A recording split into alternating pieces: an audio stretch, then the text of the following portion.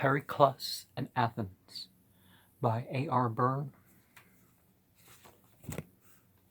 The chief exponent of the new oratory in Athens was Antiphon, the first Athenian whose speeches were written down and treasured by students as examples of how to do it. He was a conservative, even a reactionary, a member of the Country Party, which championed the rights of the Allies against the radical imperialists. He became a great counsel for the Allies.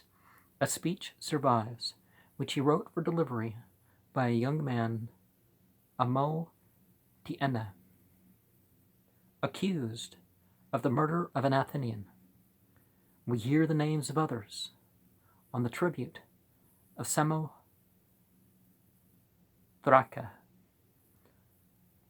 on the tribute of Lindos and Rhodes, presumably appealing against the assessments of those cities, and the prosecuting Lace Podias, a general and politician who was in distant connection of Pericles. From them, Byzantine lexicographers quote place names and technical terms: collectors, taxation group, separate assessment, Amphipolis, inspectors. One seems to be overhearing snatches of the proceedings in those busy law courts round the agora, not to be confused with the agorai of the Hindus. As Antiphon, who wrote fair copies or school debating speeches for mock homicide trials, for the edification of his pupils, one set of 4, 2 speeches for each side, deals with a case of accidental killing, a javelin-throwing incident on a sports ground, and it is interesting as showing how the Age of Reason was trying to deal with the pre-rational customs left over from a still recent past. There is no suggestion of malice or anything but pure accident in Antiphon's imaginary case. But blood has been shed. The boy who threw the javelin is Aetios, responsible, or guilty, of the death of one of the people. And so the next of kin, the father of the boy who has been killed, without rancor, but to satisfy the ghost or public opinion or his own conscience, according to one's way of looking at it, demands that he shall go into exile. The father of the defendant, in reply, does not waste his breath in complaining that these old customs are irrational. Antiphon knows that there is no escape that way. He simply argues that his son is not Aetios at all, because when he had already thrown his javelin within the limits of the proper range, the little boy who was killed ran, playing into the way. He is therefore Aetios of his own death. The question of fatal accidents at sport particularly exercised the minds of thoughtful Greeks, because it brought up clearly and sharply the whole question of blood pollution. Oedipus, in Sophocles' play, had killed his father in a fight on a highway, unknowing, but that makes no difference to his sense of having incurred an appalling pollution. It must have added yet more to the pity and terror of that drama when first performed, that its audience were just beginning to feel, the poet and his friends, of Pericles' circle especially, that the old doctrine could be hideously unjust to innocent people.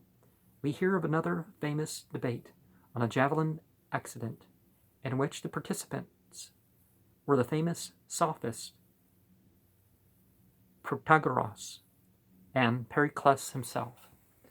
Now, intention matters, and sometimes there are accidents, but it certainly is rational. It's like you take a life, well, your life in the city is done with. so people take extra care for these accidents not to happen. Protagoras visited Athens yet some time in the late 30s. Plato, who was then not yet born, has given a vivid, imaginative picture of the brilliant house party of sophists at the house of the young Callias, grandson of the old ambassador. But it is historical fiction, not history. Callias did not succeed to the family property till after his half-brothers, sons of Pericles, who appear among those present, were dead. Plato seldom, if ever, troubled about exact dates in these dramatic settings of his dialogues. Here he combines the famous house party, which is historical but took place about 422 BCE and was parodied in a comedy at that time, with Protagoras' earlier visit in Pericles' lifetime. And speakers discuss another play which, as Plato could have found out from the official records, was not produced until 421. Pericles might never have time to go to parties, but he had time to receive Protagoras. No doubt, since Anaxagoras had left Athens, he missed the long philosophical talks with his old friend. The subject of a recent javelin accident arose, and for the better part of a day, the theorist and the veteran statesman discussed the enthralling question, who was Aetius? We are not told that any final conclusion was reached, but 3 views were exhaustively canvassed, and between them they represented all the theories current in Greece at the time. They were the javelin thrower was Aetius, and that it was the javelin itself, and that it was the men who organized the games. The first was the common sense view, which bore so hardly upon the accidental homicide. The second bore the imputation of responsibility to an imaginative object, was a curiosity of jurisprudence to which Athenian law could actually resort to shift the guilt off the shoulders of innocent people. For instance, when at a certain festival it was necessary to sacrifice the old friend of man, a plowing ox. The third solution, worthy of 2 brilliant men who threshed it out together, was probably the solution at which a modern jury would have arrived. That responsibility attached to the organizers of the game for their neglect to make more careful regulations.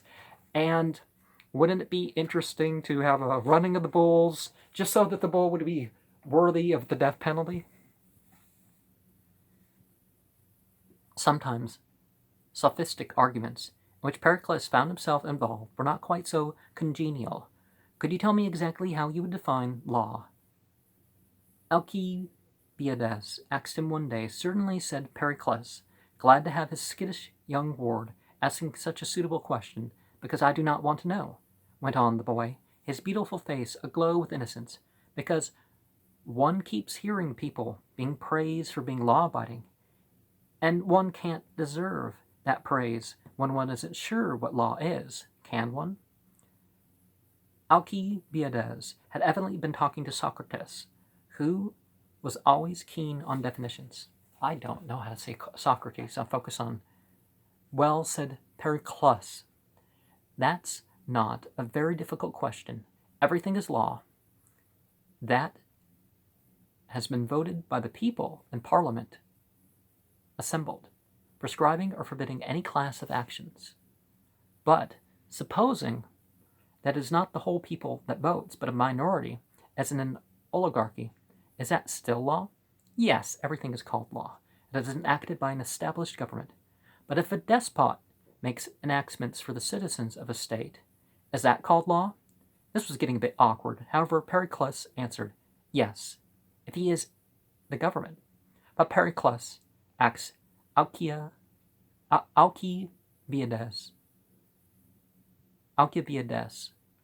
In that case, what is lawlessness and the rule of force? Isn't that found when the stronger imposes his will on the weaker, by power and not by persuasion? Yes. Well then, surely the enactments of a despot who rules without the consent of the governed are the negation of law. Yes, they are, said Pericles.